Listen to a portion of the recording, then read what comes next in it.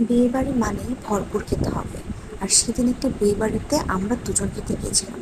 তো প্রথমে পোলাওর সাথে সাথে সালাদ দিয়েছিল, এরপর দিয়েছিল রুই মাছ ভাজা, এরপরে দিয়েছিল রোস্ট, তারপর দিয়েছিল কিন্তু বেগুন। আমি রোস্টটা পরে খেয়েছি, বেগুনটা দিয়ে আগে খেয়ে ফেলেছিলাম, ভাবছিলাম যে বেগুনটা দেবেই না, তারপর দেখি যে না, লাস্টে বেগুনটা দিয়েছে। এরপর তো খেতে হবে মাটন, আর বিয়ে বাড়িতে তো মাটন খেতেই হবে, না হলে তো খাওয়াটা একদমই অপূর্ণ থেকে যাবে। আর মাটনটা কি যেন একটা কম ছিল, মানে মোটামুটি টেস্ট ছিল, আর খুব ভালো নরম হয়েছিল, ভালোই লেগেছে খেতে। তবে আমার কাছে কি জানি একটা কম লেগেছিল, আর আমার মাটন খেতে খুবই ভালো লাগে। আমি একটা সময় মাটন একদমই পছন্দ করতাম না, কিন্তু এখন মাটন আমার কাছে খুবই ভালো লাগে।